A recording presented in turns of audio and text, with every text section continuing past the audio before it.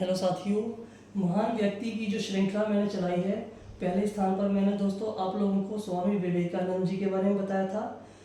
अब मैं आपको दोस्तों लौह पुरुष सरदार वल्लभ भाई पटेल जी के बारे में बताने जा रहा हूँ। इनका जन्म दोस्तों 31 अक्टूबर 1875 ईस्वी में नडियाद गुजरात में हुआ था। इनके पिता का नाम झवेर भाई पटेल था तथा माता का नाम लाडबा बेन था। ये दोस्तों 22 वर्ष तक हाई स्कूल की परीक्षा उत्तीर्ण कर पाए थे दोस्तों। अगस्त 1910 ईस्वी में ये मिडिल टेम्पल लंदन चले गए बैरिस्ट्री की पढ़ाई करने के लिए। इनका पूरा नाम दोस्तों वल्लभ भाई झावेर भाई पटेल है। भारत के एक स्वतंत्रता सेनानी थे ये, अधिवक्ता थे व राजनेता थे। सरदार का अर्थ है दोस्तों प्रमुख। इन्हें सरदार की उपाधि जो है वह 1928 ईस्वी में बारदोली सत्याग्रह में गांधी जी के द्वारा दी गई। हालांकि वहां की महिलाओं द्वारा पटेल जी को सरदार से ही संबोधन किया जाता था। इन्हें लौह पुरुष इसलिए कहा जाता है क्योंकि इन्होंने बिना जंग के ही समस्त भारत को एकीकरण में बांध दिया था। इन्हें दोस्तों लौह पुरुष की भी उपाधि महात्मा गांधी जी के द्वारा ही दी गई थी। वे भारत के पहले उप प्रधानमंत्री और पहले गृह मंत्री थे। उन्होंने 562 छोटी बड़ी रियासतों का विलीनीकरण करके भारतीय एकता का निर्माण किया था। आज़ादी के लिए दोस्तों कई बड़े दिग्गज नेताओं को जेल जाना पड़ा, जिनमें से पटेल जी भी थे। 1930 ईस्वी में जेल गए और अगले 16 सालों तक लगभग आधा समय इन्होंने जेल में ही व्यतीत किया। इनका राजनीति में प्रवेश 1917 ईस्वी में महात्मा गांधी जी के द्वारा स्वतंत्रता संग्राम में शामिल होने के लिए प्रेरित किया जाना था। सरदार वल्लभ भाई पटेल का दोस्तों जो राजनीति में प्रवेश है वह 1917 ईस्वी में महात्मा गांधी जी के द्वारा स्वतंत्रता संग्राम में शामिल होने के लिए प्रेरित किया जाना था। हालांकि माना कि 1917 ईस्वी में इन्हें आज़ादी की लड़ाई में प्रवेश के लिए महात्मा गांधी जी के द्वारा शामिल किया जाना था। संवैधानिक भूमिका दोस्तों मौलिक अधिकारों पर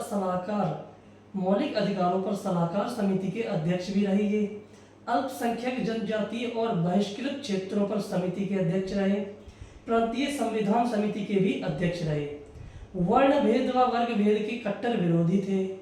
इंग्लैंड में वकालत पढ़ने के बाद भी उनका पैसा कमाने की ओर नहीं गया मन। ठीक है, इंग्लैंड में वकालत पढ़ने के बाद भी उनका मन जो था वो पैसा कमाने की ओर नहीं गया।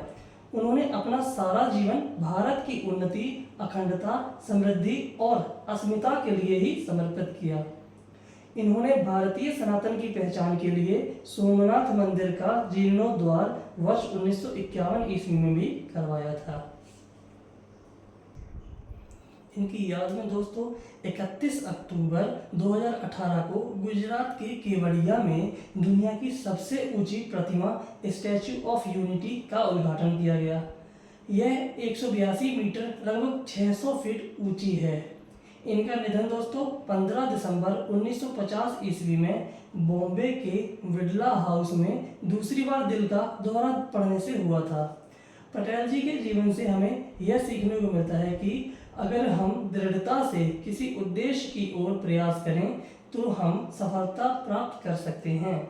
इनकी दोस्तों जो बुक्स हैं, किताबें हैं, वे हैं on India problems, ideas of nation, selected speeches and writings,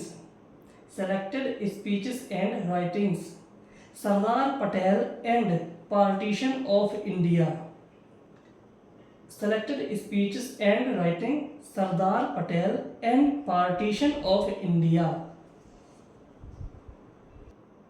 आगे दोस्तों जो इनकी कोट्स हैं, जो अनमोल विचार हैं, इस मिट्टी में सब कुछ अनूठा है, जो कई बाधाओं के बावजूद भी हमेशा महान आत्माओं का निवास रहा है।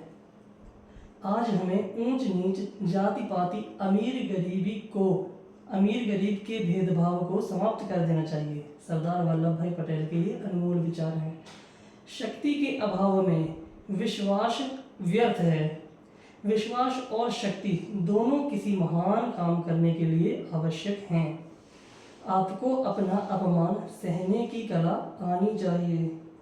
दोस्तों चौथा जो मैंने लिखा नहीं, वो मनुष्य को ठंडा रहना चाहिए, क्रोध नहीं करना चाहिए। लोहा भले ही गर्म हो जाए, हथौड़े को ठंडा ही रहना चाहिए, अन्यथा वह स्वयं अपना हत्था जला डालेगा। कोई भी प्रजा राजा पर कितना ही गर्म क्यों ना हो जाए, अंत में तो उसे ठंडा होना ही पड़ेगा।